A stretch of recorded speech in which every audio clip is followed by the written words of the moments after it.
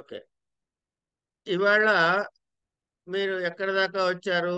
6 నుంచి 12వ అనువాకం వరకు ఉండేటటువంటి ఇవి శిక్షావళిలో చూస్తున్నారు. శంకర శిక్షావళి అంటే మొదటి ఏమన్నా శాంతి పాఠం అయిపోయింది. రెండోది అసలు శిక్షా శాస్త్రం ఎట్లా ఉంటుందో అది సంక్షిప్తంగా చెప్పారు. అద శిక్ష వ్యాఖ్యాస్యామ అంటూ. మూడో అనువాకంలో ఏముంది? సంహితోపాసనము అని చెప్పారు. తెలిసిన దాని నుంచి తెలియంది ఎట్లా తెలుసుకోవాలో చెప్పారు. తర్వాత గురువు దగ్గరికి శిష్యుడు వచ్చారు కాబట్టి మా శిష్యుడికి అంత జ్ఞానము పెరగాలి, వాడికి నేను చెప్పేవన్నీ అర్థం కావాలి అనే దీంతో మేధాది సిద్ధి కోసమని ఆవహంతి హోమాలు అనే మంత్రాలు చెప్పారు. తర్వాత ఏం చెప్పారు? 5వ అనువాకంలో వ్యాహృతి ఉపాసన చెప్పారు. అంటే ఓం భూ భువ భూ భువ స్వహ మహహ ఒకటి కలిపి చెప్పారు.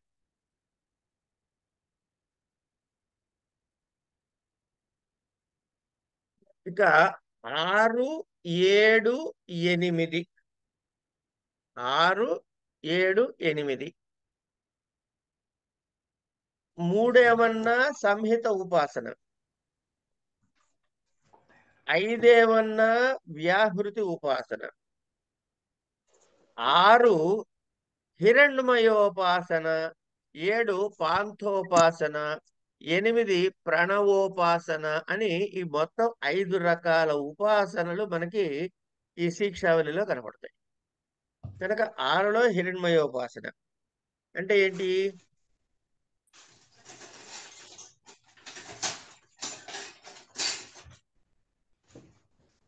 సారీ, బ్రహ్మోపాసన ద్వారా స్వరాజ్య సిద్ధి అంటారు. పాంథోపాసన అంటే ఏంటి? ఈ పృథివ్యాధులైనటువంటి ఉపాధుల ద్వారా పంచబ్రహ్మల యొక్క ఉపాసన ఎలా చెయ్యాలి అని పాంథోపాసన అన్నారు. 8లో ఇవన్నీ రాలిపోయి ప్రణవోపాసన ఒక్కటి ఎట్లా చేయాలో నేర్పించారు. ఏమీ తెలియని శిష్యుడు, నేర్చుకున్న శిష్యుడు శిక్షా క్షేత్ర సంగ్రహంతో ఇప్పుడు ఎక్కడి దాకా వచ్చాడండి అంటే ప్రణవోపాసన చేసే స్థితికి తీసుకొచ్చాడు గురువు. ఇది అయిన తర్వాత ఇవన్నీ నేర్చుకున్నాడు, బాగానే ఉంది. తను చదువుకున్నది రెగ్యులర్ గా మననం చేసుకుంటూ ఉండాలి, అంటే స్వాధ్యాయం చేసుకుంటూ ఉండాలి. చేసుకుని ఏం చేయాలి అంటే ఇతరులకు కూడా బోధించాలి. ఈ 2 విషయాల గురించి, దాని యొక్క ఇంపార్టెన్స్ గురించి వాటి ప్రశంస చేసేది 9వ అనువాకం. ఏమండి, మొట్టమొదట్లో ఏం చెప్పాడు ఆయన? మేధాది సిద్ధ్యర్థం కోసం అని ఆవంతి హోమాలు చేశాడు. ఎక్కడ? సంహితోపాసన చేసిన తర్వాత. అదో అనువాకంలో ఏం చెప్తున్నాడు? స్వాధ్యాయ ప్రశంస అయిన తర్వాత బ్రహ్మజ్ఞాన ప్రకాశక మంత్రము అన్నాడు. అంటే బ్రహ్మజ్ఞానము సిద్ధించటానికి కావలసినటువంటి ఉపయుక్తమైనటువంటి మంత్ర విశేషాన్ని మనకి 10వ అనువాకంలో చెప్పారు. ఇక్కడికి చదువు అయిపోయింది. ఇప్పుడు చదువు అయిపోయిన తర్వాత శిష్యుడు ఎక్కడికి వెళ్తున్నాడు? ఏదో వాడు నాన్న తీసుకొచ్చి దింపాడు, ఇప్పుడు శిష్యుడు బయటికి వెళ్తున్నాడు. ఇప్పటి వరకు అంటే వాడు పుట్టిన తర్వాత ఉపనయనం అయ్యే వరకు తల్లిదండ్రులు చట్టున్నాడు. ఆ తర్వాత గురువుల కంట్రోల్లో ఉన్నాడు. ఆ 10 ఏళ్ళు 12 ఏళ్ళు ఎన్నేళ్ళు పడితే అన్నేళ్ళు ఈ ఉన్న తర్వాత ఇప్పుడు ప్రపంచంలో పడుతున్నాడు. కనుక ఈ ప్రపంచంలో పడుతున్నప్పుడు వాడు ఎలా బతకాలి, ఈ ప్రపంచంలో పడ్డాక వాడు ఎలా బతకాలి అనేటువంటి విషయాలు మరి చెప్పాలి కదా. డౌట్లు వస్తాయి, ఏదో చేస్తూ ఉంటాడు. ఇప్పటిదాకా ఏమైంది? థియరీ అయింది. మరి ప్రాక్టికల్కి వచ్చేటప్పటికి వాడికి అనేక సంశయాలు వస్తూ ఉంటాయి. ఇదెట్ట చేయాలి, అదెట్ట చేయాలి, ఇవన్నీ తీర్చడం వీడికి ఏం చెప్పారంటే శిష్యానుశాసనం అని 11ది. దాన్ని ఇవాళ రేపటి భాషలో చెప్పుకోవాలంటే కాన్వకేషనల్ అడ్రస్ అంటున్నావు. అయ్యా ఇప్పటిదాకా చదువుకున్నావురా నాయన నువ్వు, ఇక నుంచి నువ్వు బయటికి వెళ్తావు, ఈ వెళ్ళినప్పుడు నువ్వు ఎలా బతకాలి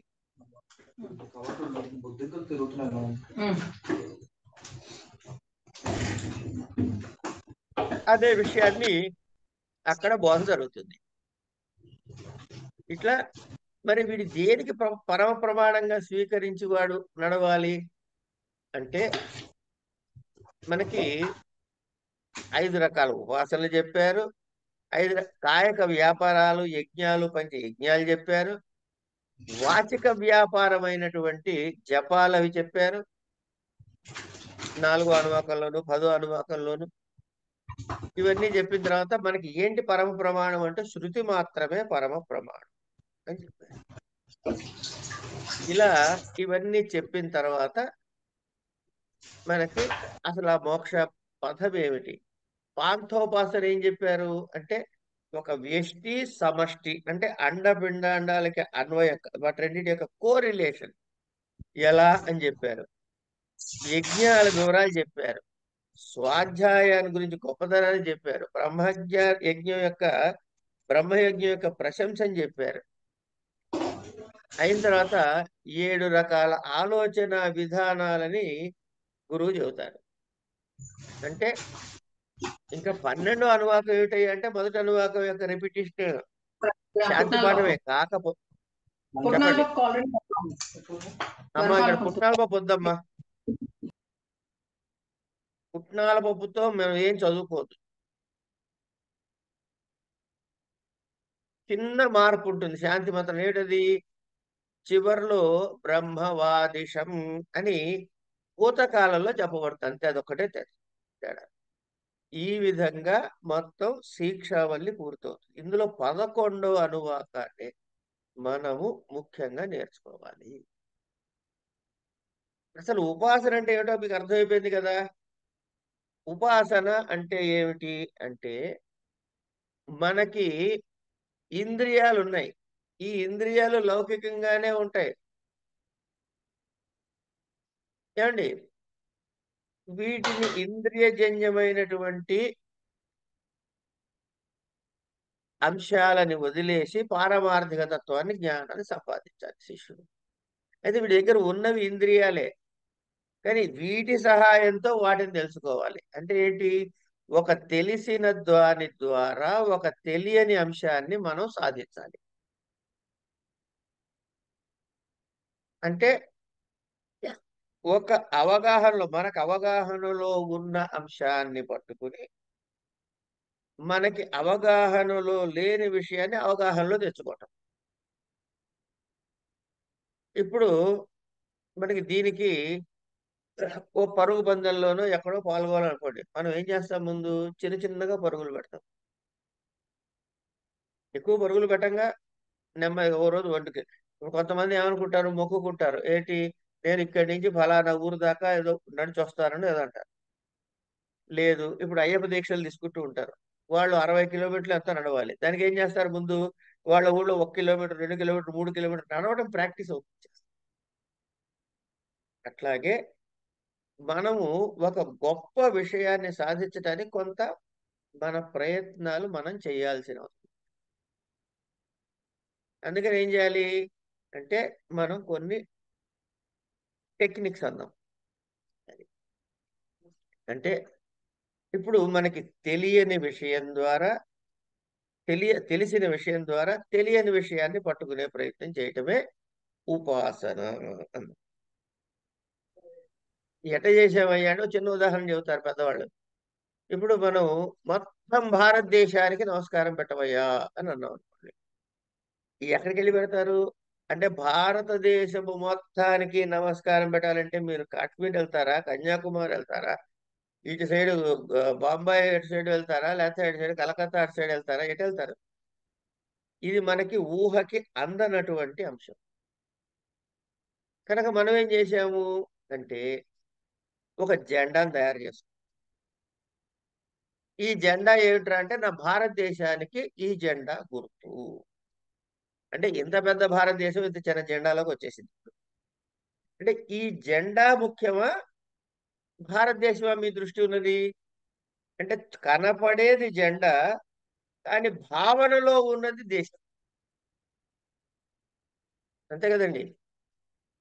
జెండా మనకు కనపడుతోంది, కానీ మన దృష్టి ఎక్కడుంది అంటే భారతదేశం మొత్తం ఉంది. అంటే జెండా ఈజ్ ఈక్వల్ టు భారతదేశం వచ్చింది కదా. ఇదే ఉపాసన. మనం ఇంట్లో పూజ చేస్తూ వినాయకుడిని పెడతాం, చిన్నగా పసుపుతో వినాయకుడిని చేస్తాం. పసుపు పొడి నీళ్లు కలిపి దగ్గరికి నొక్కి చేసి ఒక ఉండ చేసి ఇలా పెట్టే వరకు కూడా పసుపే.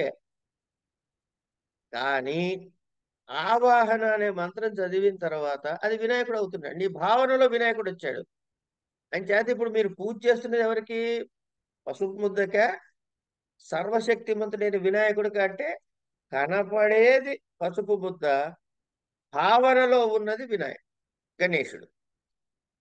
అట్లా విష్ణువు కావాలి, శివుడు కావాలి. ఇవన్నీ చాలా విశేషమైనటువంటి శక్తి సామర్థ్యాలు. వాటిని దృష్టిలో పెట్టుకుని శాలిగ్రామో స్ఫటికలింగముగా పెట్టుకుంటాం. అంటే ఉపాసన అంటే ఏమిటి? భావానికి అందనటువంటి ఒక గొప్ప విశేషాన్ని మనకి అందుబాటులో ఉన్న ఒక దాని మీద ఆరోపిస్తున్నాము. అంటే నా దృష్టి నా దృష్టి నాకు అందుబాటులో లేనటువంటి దాని మీద ఉంది. అలాంటి దాన్ని నేనేం చేస్తున్నాను అంటే, ఒక అధిష్టానము, ఆలంబన మీద దానిని నేను పెడుతున్నా. అంటే నాకు విష్ణు తత్వం సమగ్రంగా అర్థం కాదు. అందుకని ఒక సాలగ్రామం మీద విష్ణు తత్వాన్ని ఆరోపించుకుంటున్నా. అంటే మనం ధ్యానం దేని మీద చేస్తున్నాము? సాలగ్రామం మీద. కానీ మన దృష్టిలో ఏముంది? విష్ణు ఉంది. ఇప్పుడు శివ ఆ లింగం పెడతారండి, మట్టితో చేసి ఇంత చిన్న లింగం పెట్టి ధ్యానం అంటాడు. ఏమంటారు అక్కడ? ఆపాతాళ నభస్థలాంత భువన బ్రహ్మాండ విస్ఫురత్ అని ప్రారంభం చేశాడు ప్రార్థన. అంటే ఎంత ఆ తత్వాన్ని, ఎంత కాన్సెప్ట్ ని మీరు ఇందులో ఊహిస్తున్నారు అంటే, మెడిటేషన్ చేయటానికి పెట్టుకున్న ఈ ఈ ప్రాక్సీ అందం ఇది అసలు తత్వానికన్నా చాలా చిన్నదైనా కూడా చూసేది మాత్రం విశేషమైన తత్వాన్ని చూస్తుంది. ఇలా చూడటం ద్వారా ఏమవుతుంది అంటే, ఈ లింగమో లేకపోతే ఈ పసుపు ముద్దో ఆ ఉన్నతమైన తత్వంగా మారిపోతుంది. అంటే ఈ శివలింగమే శివుడి తత్వం అయిపోతుంది, ఈ సాలగ్రామమే విష్ణు తత్వం అయిపోతుంది. అందుకని ఇలా ఒక గుర్తు ద్వారా ఒక విశేషమైనటువంటి అంశాన్ని తెలుసుకుంటాం. అంచేత ఉపాసన ద్వారా బ్రహ్మ పదార్థాన్ని తెలుసుకుంటాం. ఇది చేయాలంటే ఏం చేస్తుంది? ఇప్పుడు ఈ ఎక్కడొస్తుంది? మనకి తెలియని విశేషాంశం నుంచి చిన్న శివలింగం మీరు చూసినప్పుడు ఎక్కడక్కడక్కడక్కడ తిరిగి వచ్చేటటువంటి మనసు వచ్చి కూర్చుని ఒక చోట ఆగిపోతుంది. అంటే దాని పరిధిని బాగా తగ్గించేశారు. అంతే కదండి. ఇప్పుడు భారతదేశానికి నమస్కారం పెట్టుకుంటే ఎంత ఎక్కడ జరగాలనుకుంటుంటే జెండా దగ్గరికి దాన్ని పరిమితి చేశాం. శివుడు విష్ణువు అంటే తత్వం ఏమిటయ్యా అని అంటుంటే ఆపాతాళ నభస్థల, పాతాళ నుంచి నభస్థల అంత భువన బ్రహ్మాండం అంతా కూడా ఉన్న శివుడిని లింగంలో చూసాం. అంటే ఇంత విశేషాన్ని ఇంతలో చూడటం నేర్చుకున్నాం. కనుక మన మనస్సుని స్వాధీనపరుచుకునే స్థితికి వెళ్ళాం. జరగ్గా ఏమవుతుందండి? శివలింగం మాయమైపోతుంది, విష్ణు సాలగ్రామం మాయమైపోతుంది.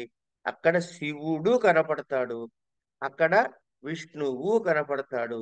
అంటే ఏదైతే ఆధారం చేసుకున్నావో ఆ ఆధారం మాయమైపోయి, దేనికోసం దీన్ని ఆధారంగా చేసుకున్నామో ఆ అసలు తత్వం మనకు అక్కడ దర్శనమిస్తోంది. సరిగ్గా ఈ కాన్సెప్ట్ ని పట్టుకుని సంహితోపాసన గాని, అంతోపాసన గాని ఇవన్నీ కూడా మనకి తీసుకొచ్చారు. ఇది ఇందులో ఉన్నటువంటి అధిలోకము, అధి విద్య, అధి జ్యోతిషం అని చెప్పినప్పుడు మన దృష్టి మనకి తెలిసినది ఏమిట్రా ఇవి, దీన్ని తెలుసుకోవాల్సింది ఏమిట్రా అది. అట్లా మనకి విశేషమైనటువంటి అంశాలు చెప్పారు. ఇది అయిన తర్వాత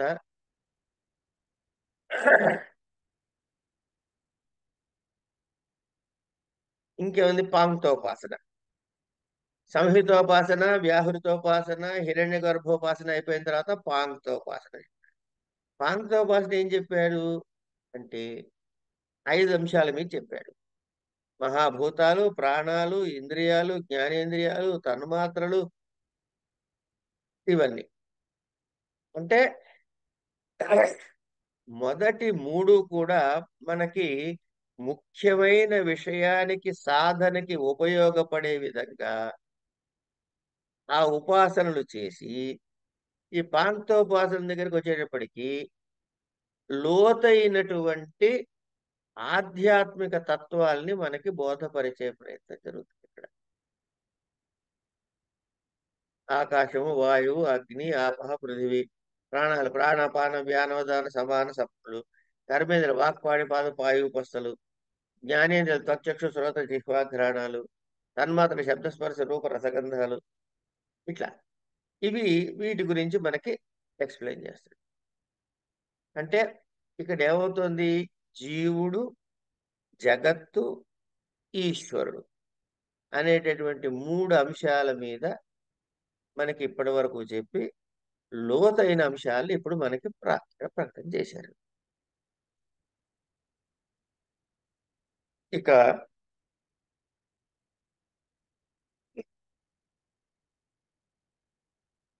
తర్వాత ఓంకారోపాసన. ఈ ఓంకారోపాసన విషయాలు కూడా వివరంగా చెప్పిన తర్వాత ఏం చెప్పారు అక్కడ? స్వాధ్యాయ ప్రవచనేచ. స్వాధ్యాయ ప్రవచనేచ అంటే ముందు తను సాధన చేసుకుంటూ అనుభవంలో ఉంచుకుంటూ ఇతరులకు కూడా బోధ చేయటము. ఏమిటి? తాను నేర్చుకున్న విషయాలు. ఇవి మనకి స్వాధ్యాయ ప్రవచనేచ అంటూ 9వ అనువాకంలో వరుసగా వస్తాయి. తపస్సులు 3 రకాలు. ఏమిటవి? వాచిక తపస్సు, శారీరక తపస్సు, మానసిక తపస్సు. ఇప్పుడు ఇష్ట దేవతల్ని, గురువును, ఫలానా ఇంకో రూపము ఇలా పూజ చేసేది శారీరక తపస్సు. దీనివల్ల దైవానుగ్రహం లభిస్తుంది, ఇందులో ఏం డౌట్ లేదు. ఇది మనకు ఆధ్యాత్మికంగా ప్రగతికి కూడా తోడ్పడుతుంది. కానీ అంటే వీటి వల్ల ఏమవుతుంది అంటే నీ ఆధ్యాత్మికమైనటువంటి ప్రగతికి ఇవి తోడ్పడవు. కనుక అది తోడ్పడాలా చేసుకోవాలంటే ఏం చేయాలంటే కోరికలతో చేయకూడదు. ఎప్పుడైతే కోరికతో శారీరకమైన తపస్సు అంటే దేవతల పూజ ఇవన్నీ చేస్తామో అంతవరకే సిద్ధిస్తాయి అవి. ఆ పైన సిద్ధించవు. ఇప్పుడు నేను పూజ చేస్తున్నాను. ఎందుకు చేస్తున్నారో నువ్వు పూజ? ఏం లేదండి, చేయాలని కూడా చేస్తున్నాను అంతే. ఇక్కడ నాకు ఏ కోరిక లేదు. మా అబ్బాయికి మంచి పాస్పోర్ట్ తొందరగా రావాలండి అని చెప్పి 108 ప్రదక్షిణాలు చిలుకూరు బాలాజీ చేసి చేయటం తప్పు కాదు, గుర్తుపెట్టుకోండి.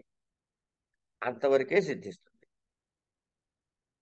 కానీ స్వామిని నమస్కారం చేస్తున్నాను, ప్రదక్షిణ చేశాడు, 108 ప్రదక్షిణాలు చేశాడు, ఏ కోరిక లేదు. మనకి ఏది కావాలో అది ఇస్తాడు. అంటే అడుగుతూ చేస్తే అడిగిన వరకే లాభం, అడగకుండా చేస్తే మనకు అవసరమైనవన్నీ లాభం. సరే, ఇది శారీరక తపస్సు గురించి. అంటే ఏ ప్రయోజనాల్ని ఆశించకుండా చేయటం, దాన్ని నిష్కామ పూజ అంటారు. ఈ నిష్కామ పూజ అన్నది స్థితికి చేరాలి. ప్రతివాడు ప్రారంభంలోనూ కామంతోటి అంటే కోరికతోటే పూజ ప్రారంభం చేస్తాడు, కానీ రాను రాను అది వదిలించుకుని నిష్కామంగా ఉంటాడు. తర్వాత వాచిక తపస్సు. వాచిక తపస్సు అంటే నోటితో చేసేది. వాచిక తపస్సు అంటే ఎట్లా చేస్తామండి అంటే మన వాక్కుని ఎక్కడ పడితే అక్కడ, ఎలా పడితే అలా వాడకుండా, అంటే రకరకాల అనర్థాలు కలగజేసే విధంగా మన వాక్యాన్ని వాడకుండా జాగ్రత్తగా ఉండాలి. మనకి భగవద్గీతలో కృష్ణుడు చెబుతాడు, అనుద్వేగకరం వాక్యం సత్యం ప్రియహితం చయత్.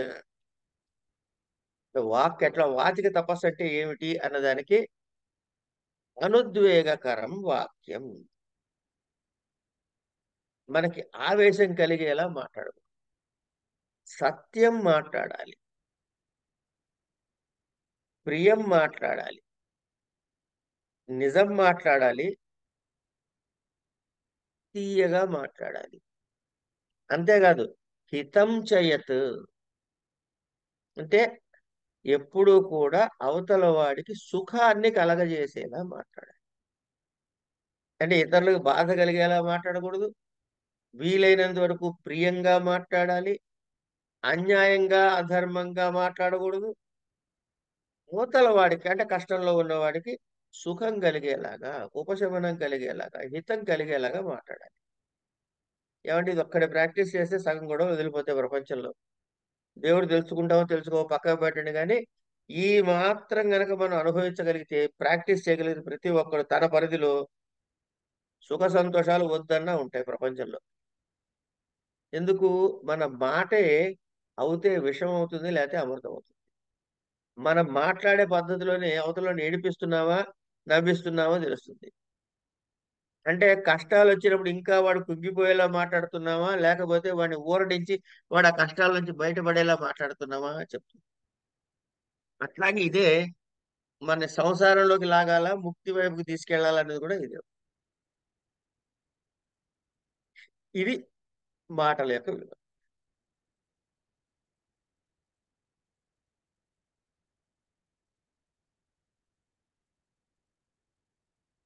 హలో!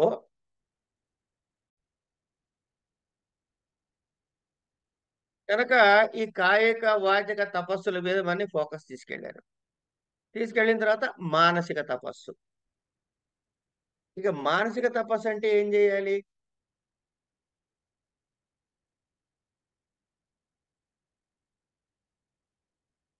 అంచేత మనసు నిర్మలంగా ఉండాలి. స్వచ్ఛంగా ఉండాలి. పరోపకార బుద్ధితో ఉండాలి. త్యాగ బుద్ధితో ఉండాలి. సంతోషంగా ఉండాలి. సదా భగవద్ ఆరాధనలో చిత్తము కలిగి ఉండాలి. ఇవన్నీ గాకుండా పరమాత్మ యొక్క తత్వాన్ని విచారణ చేసే లక్షణాన్ని ప్రయత్నం చేయాలి. అంటే ఇప్పుడు ఇక్కడసారి గమనించండి. కాయకము అంటే ప్రపంచంతో లింక్ ఉంది. వాచకము అన్నా ప్రపంచంతో లింక్ ఉంది. మానసికం అంటే ప్రపంచంతో లింక్ లేదు. మనలో మనకి వెళ్తున్నాం. అంటే బహిర్ముఖం నుంచి అంతర్ముఖులం అవుతున్నాం. ఇక్కడ మనసు నిర్మలంగా ఉండాలి. నిర్మలంగా ఉండాలి అంటే ఏమిటైంది? సత్వ, రజస్తమో గుణాలనే గుణాల్లో సత్వగుణ ప్రధానులుగా మారుతున్నాడు. రజోగుణము, తమో గుణములను పక్కకి పెట్టి సత్వగుణ ప్రధానులుగా మారుతున్నాడు. అంటే మనసులో క్రూరత్వం గాని, రాక్షసత్వం గాని ఇలాంటి భావాలు లేకుండా చూసుకోవాలి. మనలో ఏముండాలప్పుడు? ప్రేమ ఉండాలి, దయ ఉండాలి, కరుణ ఉండాలి. ఏదైనా మంచి విషయం విన్నా, కష్టం ఎవరికైనా కలంగానే మన మనసు ద్రవించేటటువంటి సౌమ్యత స్థితికి ఇది ఈ ప్రకారంగా మనకి విషయం చెబుతారు.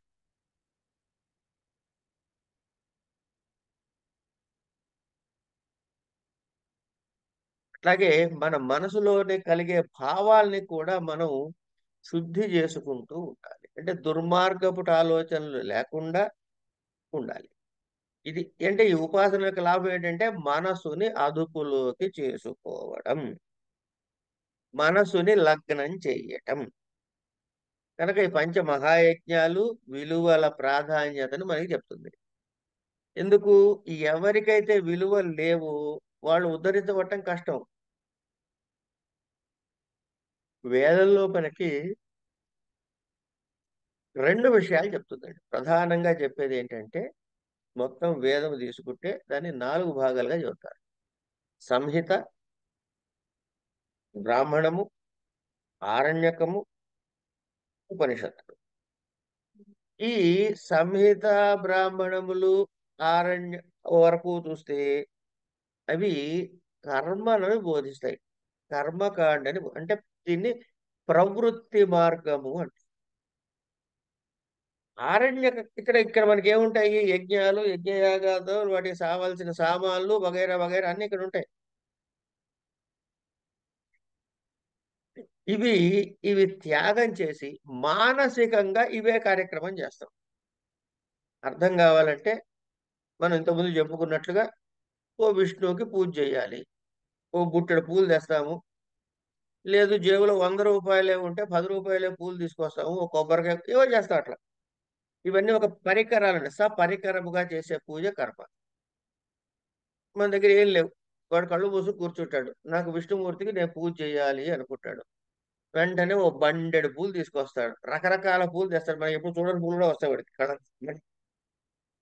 కొబ్బరికాయలు ఓ 100 కొడతాడు. ఇంకా రకరకాల పళ్ళు నైవేద్యం ఇవేవి లేవు అక్కడ. కానీ కళ్ళల్లో మానసికంగా అతని దృష్టిలో ఆ పరమాత్మకు సమర్పిస్తున్నానే భావనతో ఉంటాడు. ఇక్కడ పరికరాలు ఏమైనా ఉన్నాయా? లేవు. వీటిని పరికరంగా చేసే కర్మ. అక్కడ చేశాడుగా, మరి పూజ చేశాడుగా, అభిషేకం చేశాడుగా, పాలు బండెడు పాలు తెచ్చి పోసాడుగా విష్ణుమూర్తి మీద, సాలగ్రామం మీద మనసులో. కనుక ఆ దీన్ని ఉపాసన అన్నారు. అంచేత ప్రవృత్తి మార్గానికి సంబంధించినవి కర్మకాండ, ఉపాసన. నివృత్తి మార్గానికి సంబంధించింది జ్ఞానకాండ. ఇది ఉపనిషత్తులో చెప్తారు. ఇవి కనుక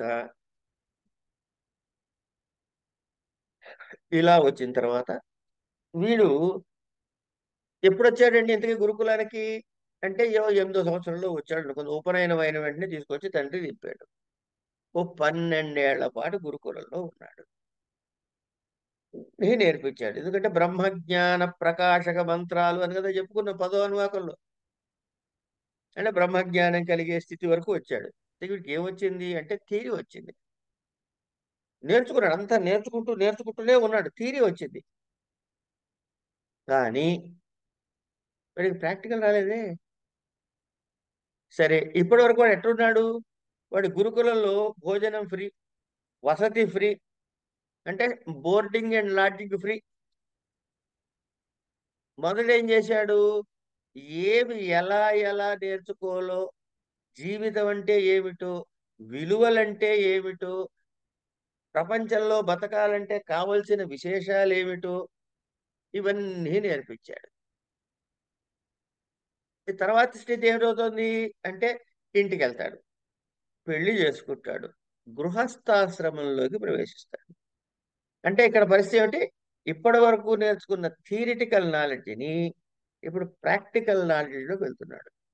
అంటే ఇప్పటి వరకు నేర్చుకున్నది ఇప్పుడు ఆచరణలో పెట్టడానికి వెళ్తున్నాడు. అంటే తాను ఆచరణలో పెట్టేటటువంటి స్థితిలో ఉంటే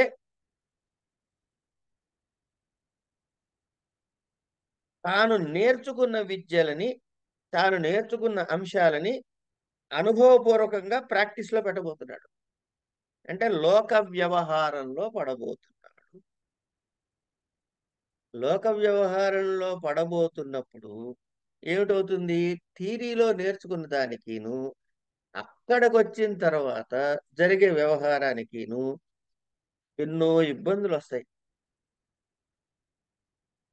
కదా. కనుక వీటి నుంచి ఎలా బయటపడాలి? కనుక వీడికి ఏం తెలియాలి అంటే వ్యవహార జ్ఞానం కావాలి. ధర్మము యొక్క విధి నిషేధాలు తెలియాలి కదా. ఇక డబ్బులు అన్నది గురుకులంలో ముందు నువ్వు ఫీజు కడితేనే, మా దగ్గర ఇంత డొనేషన్ కట్టాలి, ఇంత ఫీజు కట్టాలి అంటే చదువు చదువుతావు అన్నది ఇది విద్య చెప్పడం కాదండి. ముందు విద్య చెప్పాడు, తర్వాత వాడు తెచ్చిస్తే తెచ్చిస్తాడు కాక. కనుక ఇట్లా ఏం చెయ్యాలి, ఎలా ఉండాలి? సత్యాన్న ప్రమదితవ్యం దేవ పితృకార్యాభ్యాం న ప్రమదితవ్యం. ఏవి ఎలా చెయ్యాలో అసలు చెప్పదలుచుకున్న విషయం 1, 2 సార్లు చెబుతాడు గురువు. కుశలాన్న ప్రమదితవ్యం, కుశలాత్ న ప్రమదితవ్యం. అంటే నీ యొక్క పర్సనల్ లైఫ్, స్వసుఖము నువ్వు వదిలిపెట్టద్దు. అలా అని చెప్పి లోకానికి ఇబ్బంది పెట్టకూడదు.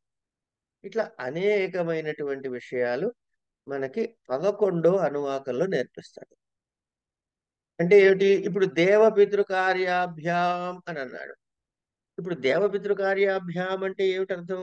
అంటే దేవ అనేటటువంటిది, దేవుడు అంటే ఎవరనుకున్నాం మనం? సర్వవ్యాపకుడు అయినటువంటి, అంటే ఈ ప్రకృతి మొత్తము.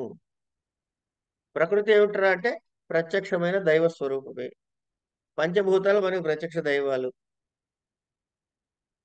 అట్లా ఈ దేవ శబ్దం వల్ల మనకి సర్వవ్యాపక స్థితి యందు అంటే సర్వవ్యాపకమైనటువంటి ఆ దేవతా స్వరూపాల గురించి నీవు ఎటువంటి అశ్రద్ధ చూపించకు. ఎందుకు? శ్రద్ధ లేకపోతే భయం ఇదవుతుంది. అట్లాగే పితృకార్యాలు, పితృభ్య అంటే ఏమిటైంది? మనకి సమాజంలో ఉన్నటువంటి వారితోటి మన యొక్క అనుబంధం ఎలా ఉండాలి? సవ్యంగా ఉండాలి. అంచేత మాతృదేవో భవ, పితృదేవో భవ, ఆచార్య దేవో భవ ఇలా చెప్పారు. ఏవండీ ఆచార్య దేవో భవ, అతిథి దేవో భవ చెప్పొచ్చుగా, ముందు మాతృదేవో భవ ఎందుకు చెప్పారు? అంటే తల్లి తొలి దైవము కనుక. ముందు మన ప్రవర్తన మీద పుట్టినప్పటి నుంచి ఆవిడ ఒళ్ళో కూర్చోబెట్టుకుంటుంది. ఆవిడ ఒళ్ళోనే పెరుగుతాం మనం. కనుక మనకి ఎన్నో అంశాలు తల్లి ద్వారానే తెలుస్తాయి ముందు. తల్లి దైవము, తండ్రి దైవము, ఆచార్యుడు దైవం. అంటే ఎవరెవరు మన జీవితంలో మన మీద ఇన్‌ఫ్లూయెన్స్ చేస్తూ ఉన్నారో అదే వరుసలో చెప్పుకుంటాం. అంచేత తల్లి నీకు దైవమొగ్గాక, తండ్రి నీకు దైవమొగ్గాక, కనుక వాళ్ళ అదృష్టానికి మనకి తల్లి గాని, తండ్రి గాని దైవం అవుతే, వాళ్ళు ఓల్డ్ ఏజ్‌లోకి వెళ్ళకుండా ఉండుగాక అని ఇవాళ కొత్తగా చెప్పుకోవాలి మనం మంత్రం. సరే. అతిథి దేవో భవ. సరే తల్లి, తండ్రి, గురువు వరకు బానే అతిథిని దైవంగా ఎందుకు పూజించాలండి మనం? వాడు కొత్తవాడు. అసలు మనకి అతిథి అంటే ఏంటి? అనుకోకుండా వచ్చినవాడు. ఇప్పుడు ఈ వచ్చినవాడు మీకు తెలుసా? తెలియాల్సిన అవసరం లేదు. అంటే ముందుగా I am coming to your house అని అపాయింట్‌మెంట్ తీసుకొని రాడు వాడు. వచ్చాడయ్యా! వచ్చిన తర్వాత పర్మనెంట్‌గా మీ ఇంట్లో ఉండిపోడు. వెళ్ళిపోతాడు వెంటనే. అంటే ఇది నీకు తెలియని వాడు నీ దగ్గరికి వచ్చి నీ దగ్గర ఎక్కువ కాలం ఉండనివాడు. ఇది ఎందుకు జరుగుతుంది అంటే కేవలము ఒక ప్రకృతిలోని నియమాలకి లోబడి కర్మ విపాకము జరగటానికి. నేను మీ ఇంటికే ఎందుకు రావాలి? ఇంకోళ్ళ ఇంటికి ఎందుకు పోకూడదు? అంటే మీ ఇంటికి వెళ్ళాలి అన్నది ఒక కర్మ సిద్ధాంతం ద్వారా జరిగేటటువంటి ఒక చర్య. ఈ కర్మ సిద్ధాంతం ద్వారా చర్య అంటే భగవంతుడి యొక్క చర్య. కనుక మన ఇంటికి వాడొచ్చాడు అంటే అది భగవంతుడి ఆజ్ఞ. భగవత్ లీలా విశేషము. కనుక వాటిని గౌరవించాలి. అతిథి దేవో భవ. ఇప్పుడు విద్యార్థిగా ఉన్నాడండి. విద్యార్థిగా ఉంటే ఏమైంది? అంటే నియమంగా ఉంటుంది. పొద్దున్నే లేవాలి, ఏదో స్నాన సంధ్యాదులు చేయాలి, గురువుగారు చెప్పిన పాఠం వినాలి, భోజనం చేయాలి, మళ్ళీ విశ్రాంతి తీసుకోవాలి, పక్క వాళ్ళతో చదువుకోవాలి. ఇక్కడ ఏమీ వీడికి సందిగ్ధ స్థితులేం లేవు. 1 గంటకి ఏం చేస్తావురా నువ్వు? గురువుగారు అమ్మగారు అన్నం పెడతారండి అప్పుడు తింటానండి. 3కి ఏం చేస్తావురా? కాసేపు పడుకొని నిద్రపోతూ ఏదో ఉంది. ఒక స్ట్రక్చర్ ఉంది మనకి జీవితంలో. ఎక్కడ గురుకులంలో. కానీ బయటకొచ్చిన తర్వాత అలా ఏమి ఉండవు. తర్వాత ఏమవుతుందో తెలీదు. కనుక ఇప్పుడు వీడి దగ్గర ఉన్నవి ఏమిటిరా అంటే, గురువుగారి దగ్గర నేర్చుకున్న విద్య మాత్రం ఉంది. అంటే థియరిటికల్ నాలెడ్జ్ ఉంది. దీనికి ప్రాక్టికల్ నాలెడ్జ్‌లోకొచ్చేటప్పటికి ఏం చేయాలి? అంచేత వాడు ప్రపంచంలో వచ్చేటటువంటి అనుకోని పరిస్థితుల్ని ఎలా ఎదుర్కోవాలి? పరిస్థితుల్లో ఎలా ఎదుర్కోవాలి? అనే విషయాన్ని బయటికి వెళ్తున్న శిష్యుడికి గురువు చెబుతున్నాడిప్పుడు. ఏంటది? అంటే ఈ సందిగ్ధ స్థితుల్లో ఉన్నప్పుడు ఏం చేయాలి అని. అంచేత అరే నాయనా ఇలాంటి సందర్భాల్లో, ఇలాంటి సందర్భాల్లో ఈ విషయంలో నిర్మొహమాటంగా ఉండి, తాను ఏదైతే అలాంటి పరిస్థితుల్లో ఆచరిస్తాడో, ఇగో ఆయన చేసినట్టు నువ్వు చేయరా అబ్బాయి అని చెప్పి మనకొక రెఫరెన్స్ పాయింట్ ఇచ్చాడు. ఎందుకంటే గురువు అందరిళ్ళకి పోయి ఉండలేడు గదా! ఇప్పుడు మనందరం చదువుకున్నాము. ఒకడు ఢిల్లీ పోతాడు, హైదరాబాద్ పోతాడు, ఇంకోడు ఎక్కడికో పోతాడు. ఈ గురువు అన్ని చోట్ల తిరగలేడుగా. కనుక అక్కడ ఉండేటటువంటి ఆ సందర్భంలో ఎటువంటి మోహానికి లోను గాకుండా, అహంకార మమకారాలు లేకుండా ఉండి, సవ్యమైన చింతనతో ఉండేటటువంటి ఒకానొక మనిషి ఆ సందర్భంలో ఎలా ఆలోచిస్తాడో అలా ఆలోచించు. ఎలా చేస్తాడో అలా చెయ్యి అన్నాడు. ఏమంటే అట్లా చేస్తే మనది వేద ప్రమాణం కింద వస్తుందా? మనం దేని ప్రకారం వ్యవహారం చేయాలి?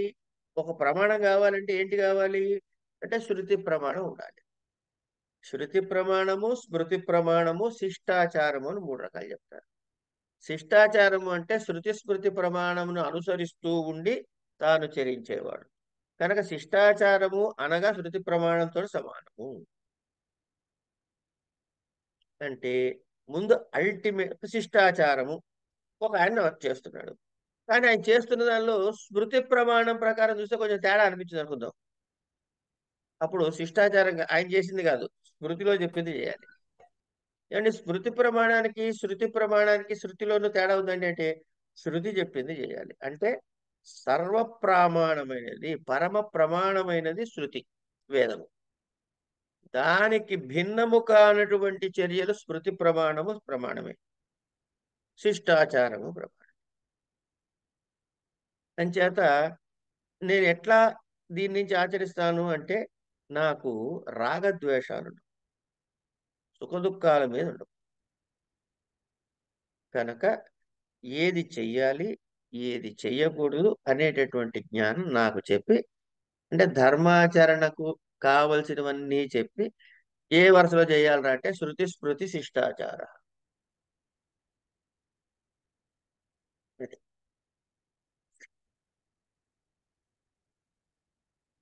అంటే ఏమైంది, ఒక వ్యక్తిని అనుసరించి పోతూ ఉంటే అది ఒక సిద్ధాంతం, వాళ్ళ ఆ ఆచారం వాళ్ళ ఆచారం కింద మారిపోతుంది. అదే ఒక వేదాన్ని ఆచరిస్తే ఒక సంస్కారం నిలబడుతుంది. తర్వాత దాన గుణం గురించి విశేషంగా చెబుతాడు. ఇప్పుడు అన్నం ఉందండి, ఓ రోజు అట్టు పెడితే వాసన వస్తుంది. ఏమండి, నీళ్లు ఉన్నాయండి, 4 రోజులు ఉంటే మురుగు కప్పు కొడతాయి. కనుక ఏం చేయాలి? ఉన్నది తీసేయాలి, కొత్తది రావాలి. ఉన్నది తీసేయాలి, కొత్తది రావాలి.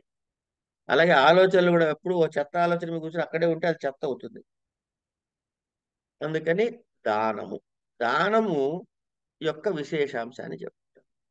ఏదైనా కావచ్చు, యజ్ఞ దాన కర్మచ, ఇవన్నీ మనకి వరుసగా చెప్తారు. గీతలో కూడా చాలా విశేషాంశాలు చెప్తారు.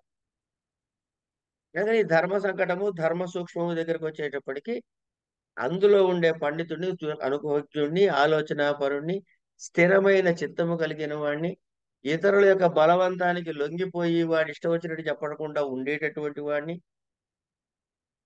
తన చిత్తము స్వాధీనంలో ఉంచుకున్న వాడిని, ధర్మచిత్తుడైన వాడిని వారేం చేస్తే చేయవయ్యా అన్నారు. ఇట్లా మనకి ఈ 11 అనువాకాల్లో విశేషమైన అంశాల్ని మనకి బోధ చేశారు.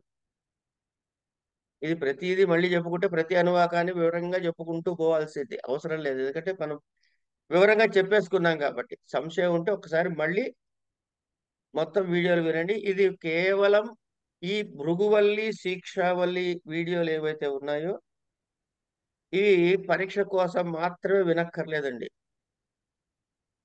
మన భారతీయ విజ్ఞానము శాస్త్ర విషయకంగా మనని మనం ఉద్ధరించుకునే విషయకంగా ఎంత లోతైన అంశాల్ని పరిశీలించాయో మనకి తెలియజేస్తాయి ఇవి.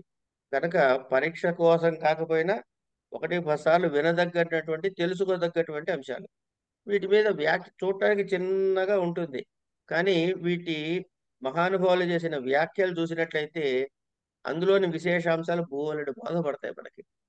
అవన్నీ ఒకదాని తర్వాత ఒకటి నెమ్మదిగా తెలుసుకునే ప్రయత్నం చేసుకుంటూ పోతే ఇవాళ కాకపోతే రేపు, రేపు కాకపోతే ఎల్లుండి అన్నీ అదే తెలుస్తాయి. 11 అనువాకంలోనే అదే పదాలు మళ్ళీ రెండోసారి అంటే మొత్తం అంతా యుక్త అయుక్త ఇవన్నీ కూడా మళ్ళీ ఇవన్నీ మళ్ళీ వచ్చాయి మహోదయ. దానికి ఏమిటా అర్థం? మళ్ళీ చెప్పండి. యుక్తాయుక్త ఆలూక్ష్య ధర్మ కామస్యు యథాతే తత్ర వర్తేరన్ యథా తత్ర వర్తే తదా అని చెప్పేసి మళ్ళీ అధాప్యాఖ్యాతేషు మళ్ళీ అని చెప్పి ఏ తత్ర బ్రాహ్మణ సమ్మర్శన యుక్తాయుక్త ఆలూక్ష్య ధర్మ కామాస్యు యథేతే తేషు వర్తేరన్ యథ తదా తేషు వర్తేత అని చెప్పి మళ్ళీ వచ్చాయి మహోదయ. వేదమనూచార్యమాచార్యోంతే వాసిన మనుషాస్తి. వాడు చెబుతున్నాడు ఇప్పుడు రూల్స్ ఎట్లా బతకాలని. సత్యం వద, ధర్మం చర, స్వాధ్యాయాన్మా ప్రమద అని చెప్పాడు. అయిన తర్వాత ఏం చేశాడు? స్వాధ్యాయం నుంచి మాత్రం తప్పి చరించకు, సత్యమునే మాట్లాడు, ధర్మమునే చరించు. ఫస్ట్ కోడ్ ఆఫ్ కాండక్ట్ ఇది. తప్పితే మిగతా అంతా వేస్ట్. కనుక ఇక్కడ ఆపేశాడు. ఆచార్యాయ ప్రియం ధనమాహృత్య ప్రజాతంతుం మా వ్యవచ్ఛేత్సి. డబ్బులు ఎప్పుడు ఇవ్వాలంటే గురువుకి సంతకం పెట్టించుకోవట్లేదు, ప్రామిస్ నోట్ రాయించుకోవట్లే. నేను చెప్పిన విద్యను నువ్వు తీసుకెళ్లి ప్రాక్టికల్ గా అనుభవించు. ఏ రాజు దగ్గరకో ఎక్కడైతే ఎక్కడైతే తన విద్యను ప్రదర్శించగలడో అక్కడికి. ఇక్కడ డబ్బు సంపాదించు అంటే ఇక్కడ థియరిటికల్ నాలెడ్జ్ కాదురా నాయన, I'm making you fit for the society. ఆ డబ్బు సంపాదించినందుకు నీకు తోచింది తెచ్చి గురుకులానికి. ఎందుకు? నీకెలాగైతే ఫ్రీగా భోజనం లేకుండా అన్నానికి వాటికి ఇబ్బంది లేకుండా పెట్టాను, అట్లా తర్వాతి తరానికి నేను పెట్టగలగాలంటే నువ్వు తెచ్చి గురుకులానికి రుణం తీర్చుకోవచ్చు. ఇచ్చి ప్రజాతంతుమ్మా వ్యవచ్ఛేత్సి అంటే లోక వ్యవహారం ధర్మముగా గృహస్థాశ్రమాన్ని స్వీకరించు. సత్యాన్న ప్రమదితవ్యం. మనకేం చెప్పాడు? సత్యం వద, ధర్మం చెర, స్వాధ్యాయ నా ప్రమద అని చెప్పాడు. అందుకని ఏం చెప్పాడు? సత్యాన్న ప్రమదితవ్యం. మళ్ళీ హెచ్చరిక చేస్తున్నాడు.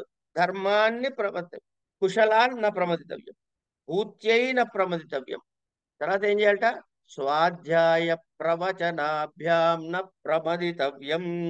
చెప్పింది గుర్తుపెట్టుకోవాలి, గుర్తుపెట్టుకుని 10 మందికి చెప్పాల్సిన బాధ్యత నీకుంది, అది మర్చిపోకుంటున్నాడు. ఇంకా ఏంటంట? దేవ పితృకార్యాభ్యాం న ప్రమదితవ్యం. మాతృదేవో భవ, పితృదేవో భవ, ఆచార్య దేవో భవ, అతిథి దేవో భవ. వాళ్ళు మీకు గురువులవుగాక, దేవతలవుగాక, వాళ్ళు దేవతా స్వరూపాలవుగాక. ఇక్కడ పట్టుకోవాల్సిన ఒక పాయింట్ ఉందండి. యాన్యనవద్యాని కర్మాణి తాని సేవితవ్యాని నో ఇతరాణి. యాని అనవద్యాని కర్మాణి, వాళ్ళు చేసేటటువంటి మంచి పనులే పట్టుకోవాలి. కానీ సేవితవ్యాని, వాటిని సేవించు, చెయ్యి. నో ఇతరాణి. మరి మిగతా వాటిని గురుగారు ఆయన అది కూడా చేస్తున్నాడు కదా గురుగారు అని అనకుండా అవి చెయ్యకరా నాయన అని కూడా చెప్పాడు. అంటే ఏది చెయ్యాలో ఏది చేయకూడదు కూడా క్లారిటీగా చెప్పేశాడు. ఏవైతే అనవద్యములో అవి మాత్రమే సేవించాలి. అంతేగాని మా గురువు గారు చేశారు కదా అని చెప్పేసి గురువుగారు పాఠం చెబితే నేర్చుకోమన్నారు, కానీ గురువు గారు ఏమన్నా పిచ్చి వేషాలు ఇస్తే అవి నేర్చుకోమని చెప్పలేదు ఇక్కడ. యాని అనవద్యాని తాని సేవితవ్యాని నో ఇతరాణి అయిన తర్వాత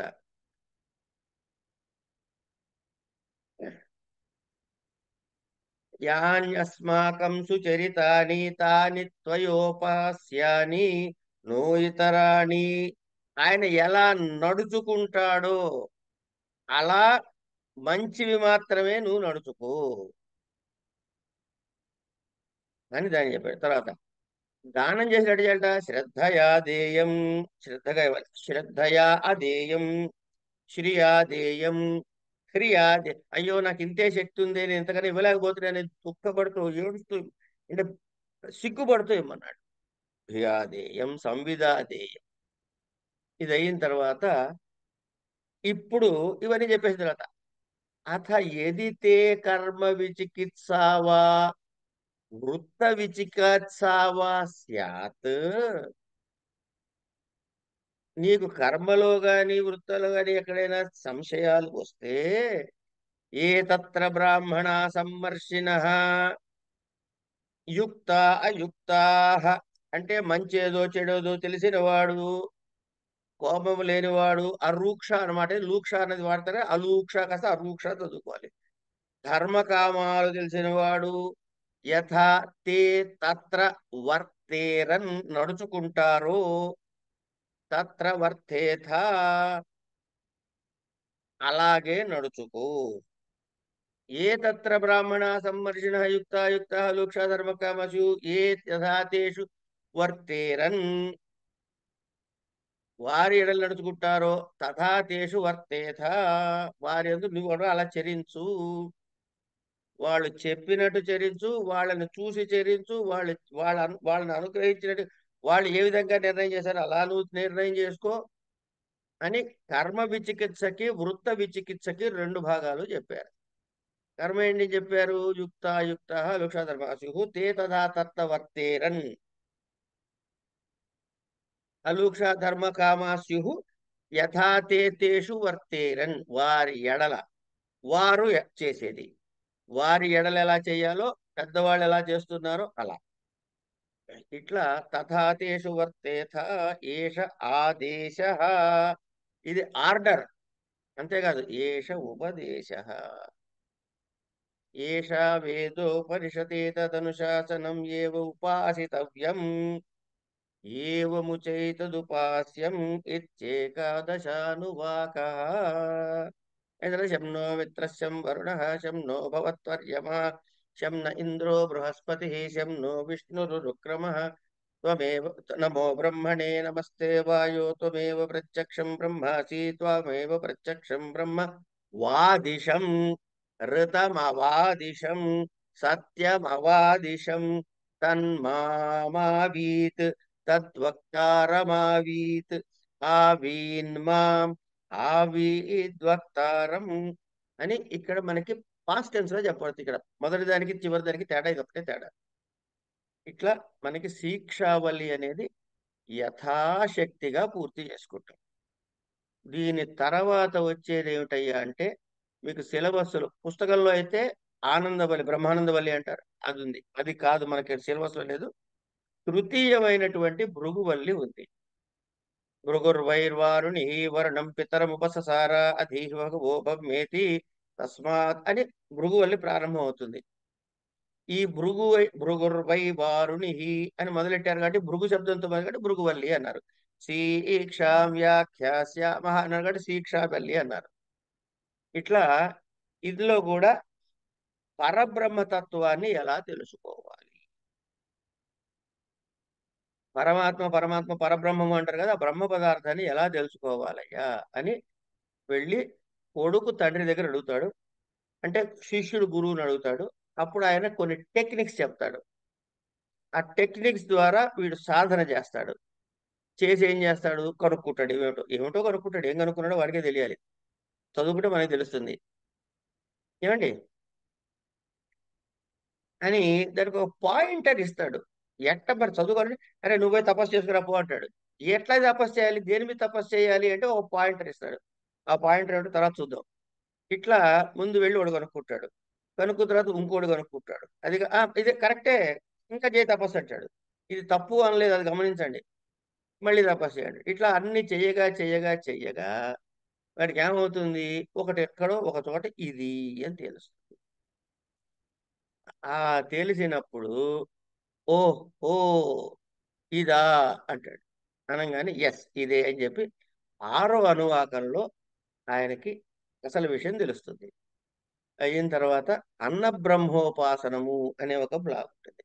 అన్నం న నింద్యా తద్వ్రతం ప్రాణో వా అన్నం శరీరమన్నాదం ప్రాణే శరీరం ప్రతిష్ఠితం. ఇట్లా మనకి అన్న విశేషాన్ని చెబుతారు. చేసిన తర్వాత అన్నం ఎట్లా ఉండాలి, అన్నం బహుకుర్వీత, ఇట్లా. తర్వాత సదాచారం గురించి చెబుతారు. ఆ సదాచారము అన్న విశేషము చెబుతారు. ఈ విధంగా మనకి ఆత్మతత్వము, పరమాత్మని తెలుసుకోవటం ఏమిటి, పరమాత్మ తత్వం ఏమిటి, అన్న విశేషం ఏమిటి, ఇట్లాంటి అనేక అంశాలతోటి మనకి ఈ భృగువల్లి ఉంటుంది. ఈ భృగువల్లి అయిన తర్వాత మనకి సిలబస్ అయిపోతుంది.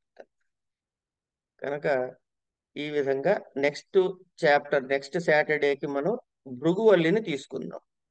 భృగువల్లి అంటే ఏమున్నాయి చెప్పుకున్నాక, దాంతో శిక్షావల్లి భృగువల్లి అవుతాయి. మీకు ఇంద్ర, ఉషస్సు, రుద్ర, నద్య, అగ్ని, పర్జన్య, వరుణ 6 సూక్తాలు ఉన్నాయి. పై వారం ఏమన్నా ఇవి ఎన్ని వీడియోలు ఉన్నాయో చూద్దామండి. ఎన్ని వీడియోలు ఉన్నాయో మొదటి 5 వీడియోలు మాత్రం మనం పట్టుకుందాం. లెక్క రూల్ అంతే కదా. మొదటి 5 వీడియోలు భృగువల్లి అనే లింకులో చూసి 5 వీడియోలు చూడండి. అది నెక్స్ట్ శనివారానికి మిగతా భాగం మిగిలిన ఎంత పోర్షన్ ఉన్నా కూడా రెండో వారం. ఓకే. అయితే ఇక్కడ ఒక విశేషం ఏంటంటే బరువు అవుతుందనే తప్ప మొత్తం భృగువల్లి మొత్తం అంతా ఒక వారంలో చూసేయచ్చు మీరు. అంటే ఓపిక టైం ఉన్నట్లయితే. ఎందుకంటే ఒకదానికొకటి రిపిటేషనే ఉంటుంది. కొత్తగా తేడా ఏం లేదక్కడ. 6, 7 అనువాకాల వరకు కూడా ఒకటే రిపీట్ అవుతూ ఉంటుంది. ఏమండి నేను అన్నం గురించి తెలుసుకున్నాను అనంగానే సరే అన్నం గురించి తెలుసుకున్న విషయం. ఆ అన్నం తీసేసి అన్నము అనే పదం తీసి నేను ప్రాణం అని తెలుసుకున్నాను అంటాడు. మిగతా అంతా కామనే. ప్రాణం కాదండి ప్రాణం తీసేసి ఇంకోటేదో చెబుతాడు. మనస్సు అంటాడు. మనస్సు తీసేస్తే ఇంకోటేదో చెబుతాడు. విజ్ఞానం అంటాడు. విజ్ఞానం తీస్తే ఆనందం అంటాడు. కనుక అన్నము, ప్రాణము, మనస్సు, విజ్ఞానము, ఆనందము అని ఈ 5 కోశాల గురించి చెప్పడంతోటే ఈ భాగం అంతా అయిపోతుంది. కనుక అవన్నీ రిపిటేషన్ ఒకటేలా ఉంటుంది. ఎందుకులేండి సార్ ఇంకో వారంలో పెద్ద నష్టం ఏముందనుకుంటే మొదటి 5 వీడియోలు మాత్రమే వినండి. వాటిని క్షుణ్ణంగా తెలుసుకోండి. ఈజీగా ఉంటుంది. ఏమో ఇక్కడికి ఇవాళ ఆపుకుందాం.